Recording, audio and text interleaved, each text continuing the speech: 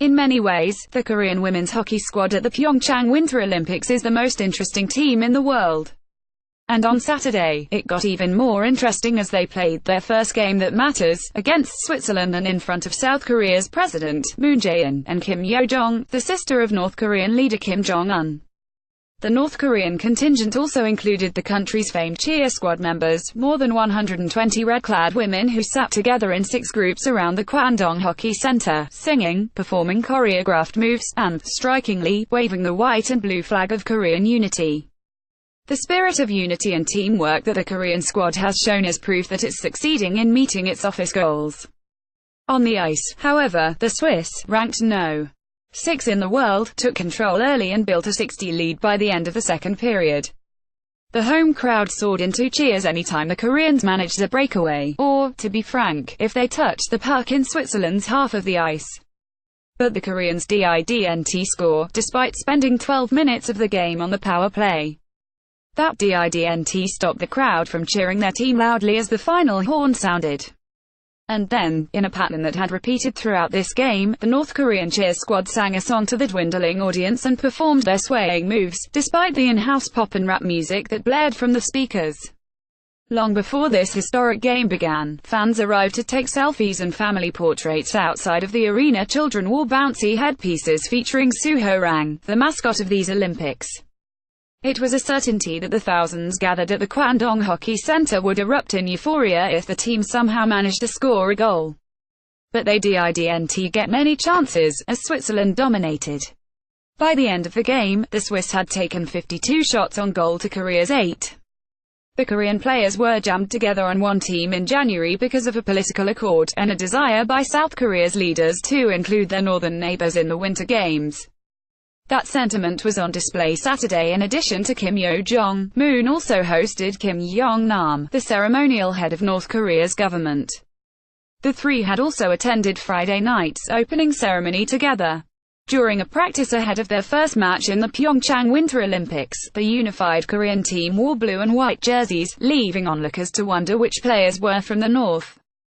After the game ended, Moon and his North Korean guests walked to the Korean team's bench and greeted them as the players stood on the ice. Then, one by one, the players edged past Moon and Kim Yong-nam to shake their hands. The Korean team has sparked intense interest, particularly after 12 North Korean players joined the southern team. Being thrust onto the world stage is heady stuff for any team, particularly one whose average age is just 22. 8 of the players on the Korean team are teenagers. With a simple name on their chest, Korea, the unified team was urged on by fans waving special rally flags that feature the shape of the United Peninsula in light blue on a white background. Elsewhere during these Olympics, there are sure to be protests as well. Not all South Koreans agreed with a move to shake up South Korea's women's hockey team just weeks before the Olympics began, to put the home flag away in favor of a neutral banner. All of this has come as the women on the Korean team work to become a cohesive unit, to learn each other's strengths and preferences on the ice. They've practiced as many as 3 times a day this week, with a large media presence looking on at a training facility in Gangneung, where all the ice events are being held during the Pyeongchang Games. Practicing earlier this week, the players wore practice jerseys in either solid blue or white, scrambling around on the ice as coaches called out drills and taught technique.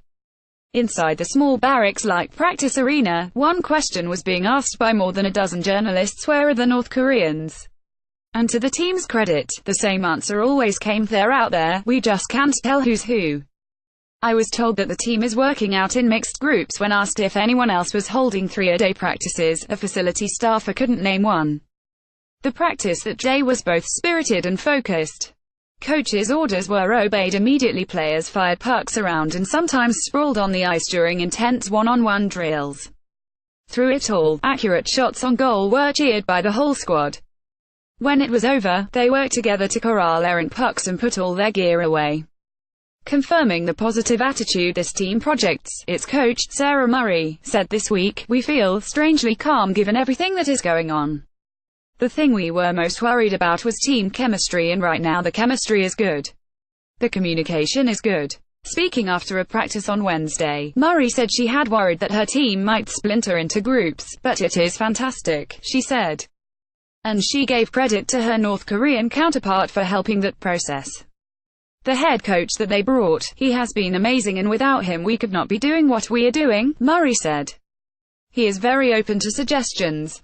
All the meetings are together. All the meals are together, Murray said, in comments relayed by the Olympic Information Service. Our players are together. In the locker room, they mix and talk. This is our family and this is great. Acknowledging that the team's composition was the result of a political statement, Murray said that now the Olympics have begun, it's time to compete as a team. The Korean team's goal is simple: advance out of their 4-team group, which includes the Swiss along with Sweden and Japan, and keep playing together.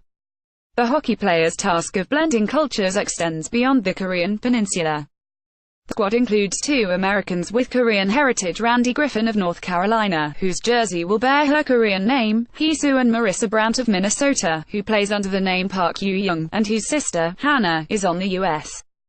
hockey team. Here's how Griffin recently described her first exposure to South Korea's hockey scene. Back in the summer of 2015 we played in this little summer league, which was just 3 teams.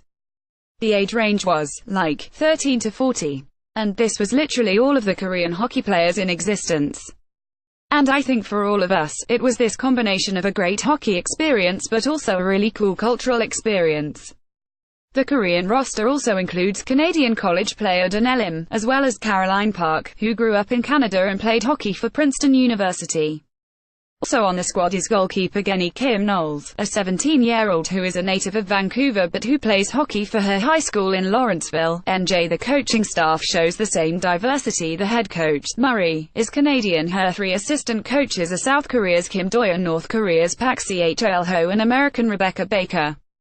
If it sounds like the South Korean team went looking for female hockey players to suit up for their squad, that's because they did. Despite their No. 22 world ranking in 2017, the South Korean team enjoys an automatic Olympic berth as the hosts. And in recent years, its staff looked far and wide to fill out the roster. It turns out that another source of players was just 40 miles or so from Pyeongchang, and across the DMZ in North Korea. On Friday night, the North and South Koreans walked together in Pyeongchang Olympic Stadium. On Saturday, they'll hit the ice as a unified team. Copyright 2018 Nepalese rupees.